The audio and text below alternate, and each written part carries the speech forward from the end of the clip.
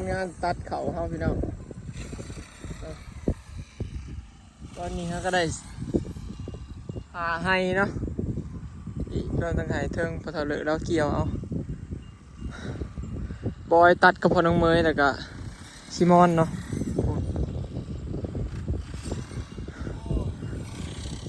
มาตัดเข่าซอยซิมอนพี่น้องมือนี้เนาะสบายดีเด้อพี่น้องสบายดีเบิร์ดทุกคนเนาะสบายดีสายพี่น้องแล้วก็ว่างถ่ายคลิปเนาะเล่งมือตัดเปล่าเดี๋ยวสิตัดเห็นมันแล้ว2 ไห่ 3 ไห่แล้วก็สิขึ้นกินเขาพี่น้องให้มันแล้วเรียงมันเป็นของบ่อแป๊บเนาะอันนี้มันของชิมอนมันใส่2 ไห่เรียงกันลงไปจนฮอดรูมนะพี่น้องโกกระดาวเห็นบอกกุ้งใหม่นี่ฮอดนะก็ถือว่าแล้วพี่น้องถ้าแม่นตัดเบิดมือมาแต่เช้านี่นะสิแล้วอยู่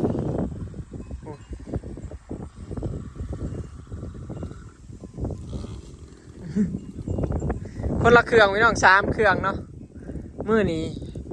บรรยากาศดีอยู่พอลมแห้งฝนบ่ตกดอกคันมีลมนี่บ่ห่วงพี่น้องคันแดดแล้วบ่มีลมนี่มันเรียบร้อยโลดฝนมันอยากมาโลดเนาะพายุเข้าเดี๋ยวสิเร่งตัดก่อนพี่น้องเข้าแล้วมีแต่ไห้งามๆเด้แท้หน้าบ่ได้ลายเด้แต่ว่าได้100 กว่าสอบพูดแต่ละปีนะพี่น้องเข้าเราก็บ่ได้เป็นเพียได้เพราะว่าเราเกี่ยวเราดำก่อนหมู่พี่น้องแล้วก็เราตกก้าก่อนหมู่เนาะแล้วก้าเรามันแก่แล้วก็เราบ่ได้ดำน้ำช่วงฝนเนาะเขาก็เลยบ่เป็นโรคบ่เป็นพยาธิเนาะผู้ใดดำหลาดำหลังนั่นเป็นเบิดพี่น้องกับคันไฟกะบ่แก่เนาะนี่แหละผลงานเฮาก็ได้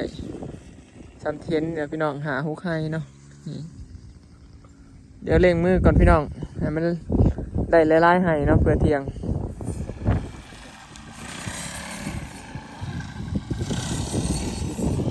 ฝนมาแล้วพี่น้องเอ้ยฝนตกแข่งฝนมาโกยเริ่มต่อกันรอบแรงตายเลย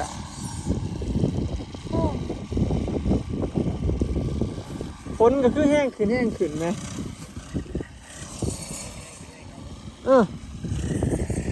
เอาได้เจ๊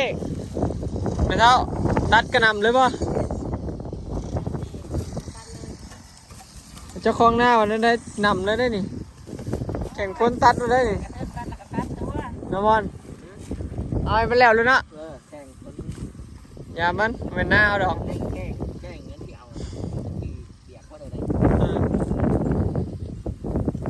มันสิเปียกสำได้ชิมอนมาโลดเอาจะน้ำแตกแกง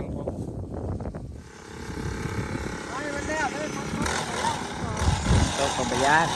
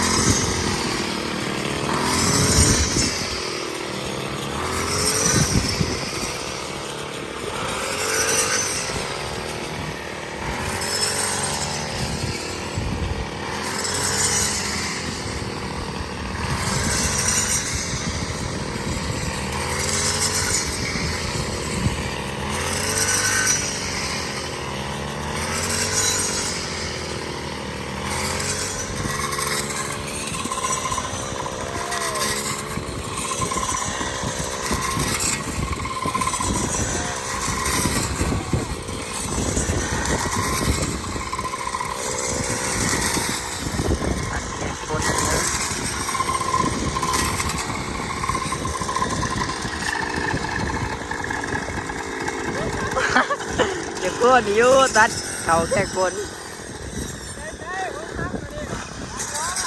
สุดยอด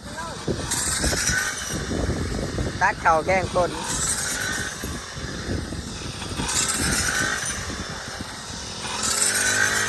มันก็เย็นซ้ำสิเย็นเลยแหละ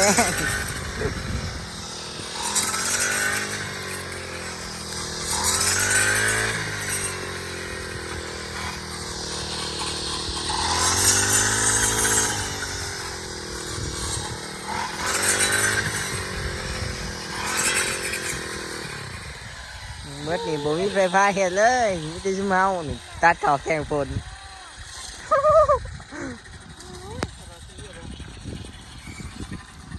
พี่น้องเคยเห็นบ่รถเข่าแข่งคนเดี๋ยวเขาเฮ็ดคนแห้งมากได้ผูกขาวมันน่ะฮอนเดี๋ยวเบิ่งเลยผูก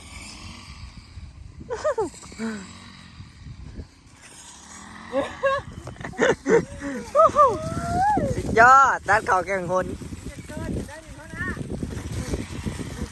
มันว่าแห้งเก่าแห้งเข่าได้นี่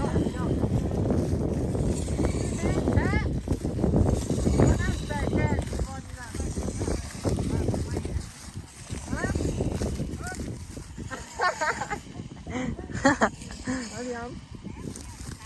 เอาได้น้ำมันเล่าแล้วป่ะดิ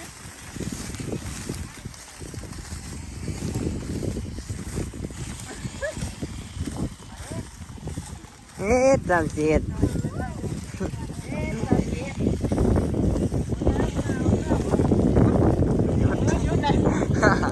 ่วงที่สิน้ำแตกแก่แค่นั้นนี่นะ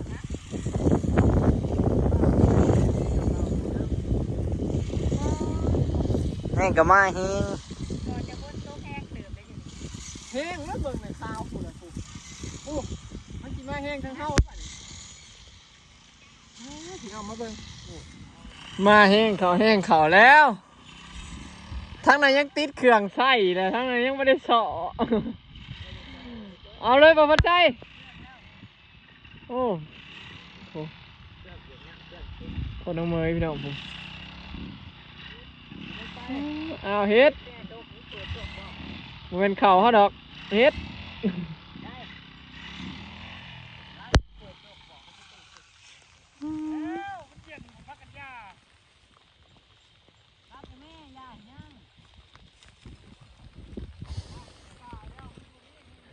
เจ้าของหน้าก็ได้ยืนโชว์อยู่บ้านถือเกี่ยวยืนเบิ่งเขาพนำ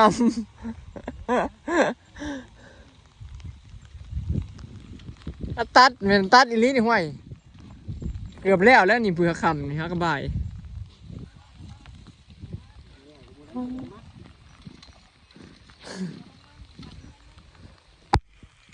ให้อีกก็ไม่ได้เอาซ้ำเพิ่นเกี่ยวเขาพวกเมียพี่น้องเดินผลงานผลทำ1 2 3 4 5 6 7 8ให้แล้ว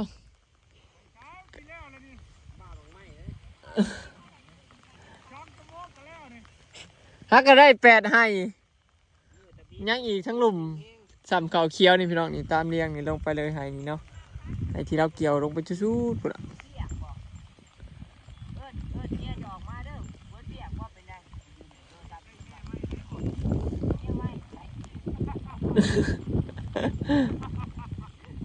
บาดชีวะนี่มันเศร้าแล้วกำลังเริ่มแล้วมึงเนี่ยทั้งในยังขาวอยู่ฝนตกแห้งเติบเลย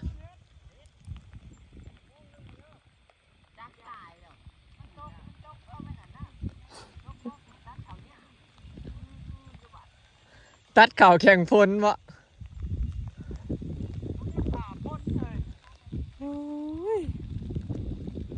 ข้าแม่ในมือนี่นะเกือบแล้วแม่ตัดเบิดมือ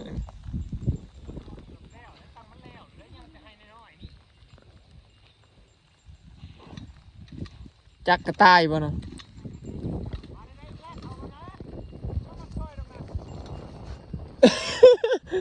เอาเนาะได้มือได้สิได้หมัดเราเนี่ยมันเริ่มเศร้าแล้ว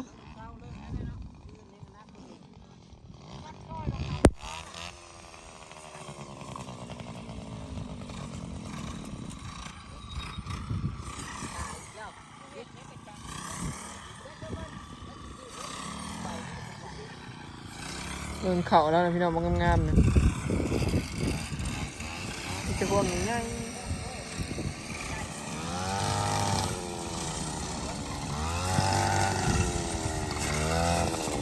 เหนียวเลย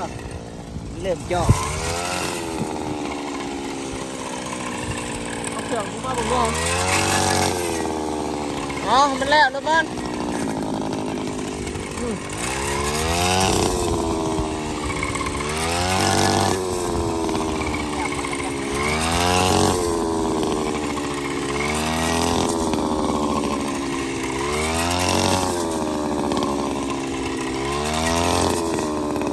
บ่ได้ซ้อรุ่นนี้ฝนตกยาแม่มันนั่งนิดเดียวเขา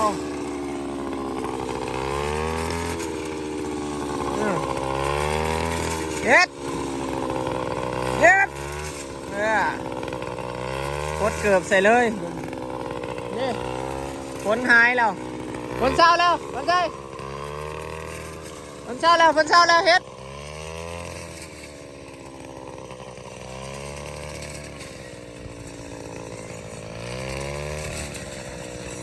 น้ำรดฝนใส่บ่ได้ซ้อมัดกระเมนเท่ามัดหมอ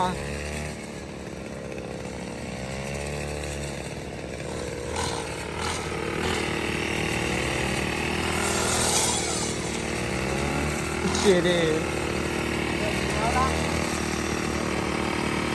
เปิดฟ้าเปิดฟ้าหน่อย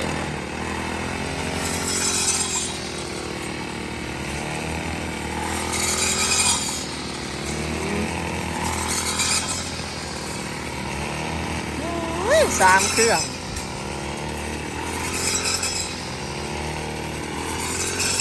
ตัดเข่าแข่งคนคนมาอีกแล้วถ้าก็ว่ามันยุดไปเมื่อกี้นี่โอ้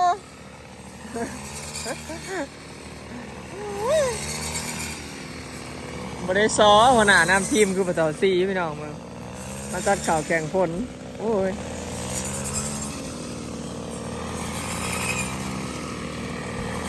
เนี่ยพี่น้องเนาะมาลุยกันรอบแรงรอบบ่ายถ้าเบิ่งว่าเพื่อฮอดคำสิได้จักไห้พี่น้องตอนนี้ก็ฝนตกสิเนาะแต่ว่าเฮาบ่ย่านฝนตัดอย่างเดียวหลุดคลิปนี้ก็สิขอเก็บภาพบรรยากาศไว้ซ้ำนี้เด้อเนาะพี่น้องจังได๋ก็ฝากเบิ่งคลิปฝากเบิ่งโฆษณาเบิ่งให้แน่เด้อพี่น้องเอ้ยขอบใจ FC ทุกคนเนาะแล้วก็ที่ติดตามเป็นกำลังใจให้ตลอดมาเนาะพี่น้องต่อไปก็คือสิบ่เห็นแล้วแหละเขาล่วงทองเนาะต่อไปก็สิแต่ต่อเพื่องขาวอลานบัดนี้เนาะบ่เกินถิดพี่น้องก็ภาพเขาซุกเลี้ยงเต็มท้องหน้าก็สิหายไปเนาะไปแล้วพี่น้องพอกันคลิปหน้าเนาะสบายดี